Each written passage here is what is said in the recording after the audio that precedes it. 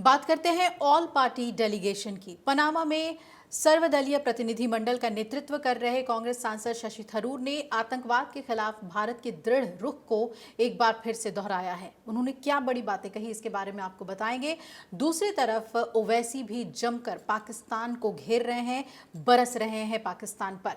तो सबसे पहले शशि थरूर की बात करेंगे तो उन्होंने पनामा में कहा कि हमारा देश अब दूसरा गाल आगे नहीं बढ़ाएगा। हमारा देश किसी भी हमले का करारा जवाब देगा। भारतीय दूतावास की ओर से आयोजित एक कार्यक्रम में बोलते हुए शशि थरूर ने महात्मा गांधी की बिना किसी डर के जीने के संदेश का भी जिक्र किया और थरूर ने कहा कि महात्मा गांधी ने आज़ादी के लिए हमारे संघर्ष में अपने साहसी नेतृत्व में हमें यह भी सिखाया कि हमें हमेशा अपने अधिकारों के लिए खड़ा होना चाहिए।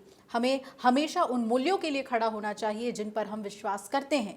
हमें बिना किसी डर के साथ जीना चाहिए। डर से निजात ही वो चीज़ है जिसके लिए हमें भारत में इन दिनों लड़ना पड़ रहा है। हमें उन दुष्ट लोगों के खिलाफ लड़ना है। हमें ऐसे नापाक लोगों के बुरे हमलों के खिलाफ लड़ना है जिसे दुनिया आतंकवादी कहती है। उन्होंने कहा कि ऐसे दुष्ट लोग मानते हैं कि हमारे देश में आकर निर्दोष लोगों को मारकर और फिर वहां से भागकर वो बच जाएंगे। उन्हें लगता है कि इस तरह की हरकत करके वो किसी बड़े राजनीतिक या धार्मिक मकसद को हासिल कर लेंगे। थरूर ने कहा, ये ऐसा नहीं है। जिसके आगे कोई भी स्वाभिमानी देश झुकेगा, ऐसा नहीं है। यहां तक कि महात्मा गांधी की भूमि भी ऐसा होने पर दूसरा गाल आगे नहीं बढ़ाएगी। हम जवाब देंगे। ऑपरेशन सिंदूर के बारे में आगे बोलते हुए शशि थरूर ने भारत के ऑपरेशन के दौरान मारे गए आतंकवादियों के जनाजे में पाकिस्तानी झंडे, सैन्य अधिकारी और सेनाओं की उपस्थिति के लिए पड़ोसी की जमकर आलोचना की। उन्होंने कहा कि जब हमने आतंकी मुख्यालय पर हमला किया तो कई खूंखार आतंकी मारे गए। निश्चित तौर पर उनका अंतिम संस्कार भी किया गया। उस अंतिम संस्कार में कुछ बहुत ही प्रमुख लोग शामिल हुए। कम से कम एक व्यक्ति ऐसा था जिसका नाम संयुक्त राष्ट्र प्रतिबंध समिति की ओर से सूचीबद्ध किया गया था। वो पाकिस्तानी सेना और पुलिस के लिए सबसे खतरनाक क्षेत्रों में वर्दीधारी लोग थे जो नामित आतंकवादियों के अंतिम संस्कार में शोक मना रहे थे। ये वो देश है जो अब कहता है कि हम निर्दोष हैं, हमने ऐसा नहीं किया। आप उन लोगों के लिए शोक नहीं मनाते जिन्हें आप नहीं जानते। शशि थरूर ने पहलगाम आतंकी हमले को लेकर कहा कि इसका उद्देश्य भारत को कमजोर करना और जम्मू कश्मीर की अर्थव्यवस्था को कमजोर करना था।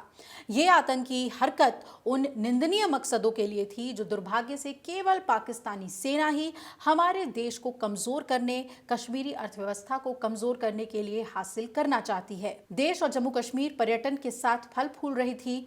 मुझे मेरे मित्र वॉशिंगटन में भारतीय राजदूत ने बताया कि पहलगाम में कश्मीर के इस स्थान पर कोलोराडो के स्पेन की तुलना में अधिक पर्यटक थे।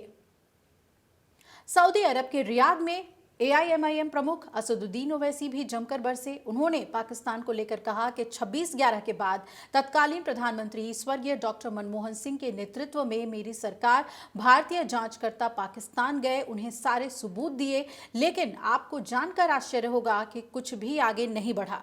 पाकिस्तान को इस आतंकवादी मुकदमे में आगे बढ़ने के लिए तब मजबूर होना पड़ा जब पाकिस्तान को FATF की ग्रे लिस्ट में डाल दिया गया। जर्मनी में एक बैठक हुई और भारत चाहता था कि साजिद मीर पर अभियोग चलाया जाए, लेकिन पाकिस्तान ने कहा कि वो मर चुका है।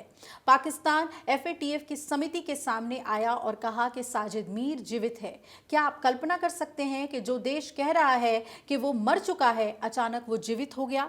और फिर पाकिस्तानी सरकार ने कहा कि हमारी अदालतों ने उसे 5 से 10 साल की सजा सुनाई है, लेकिन 26/11 के मुख्य अपराधी अभी भी बेखौफ हैं। उन्हें आतंकवाद के लिए नहीं बल्कि मनी लॉन्ड्रिंग के लिए दोषी ठहराया गया था। असदुद्दीन ओवैसी ने कहा, पाकिस्तान को FATF की ग्रे लिस्ट में वापस लाया जाना चाहिए, तभी हम इन सभी आतंकवादी संगठनों के आतंकी वित्त पोषण को कंट्रोल कर पाएंगे। जब इस व्यक्ति यानी कि असीम मुनीर का उन्होंने जिक्र किया, उन्होंने कहा कि जब इस व्यक्ति को पाकिस्तान में फील्ड मार्शल बनाया गया था, तब मोहम्मद एहसान नाम के एक अमेरिकी आतंकवादी को फील्ड मार्शल से ठीक बगल में बैठने के लिए कहा गया और वो बैठा हुआ नजर आया। इस फील्ड मार्शल के साथ हाथ मिलाते हुए उसकी तस्वीरें हैं। पाकिस्तान की संलिप्तता के बहुत ही स्पष्ट सबूत हैं।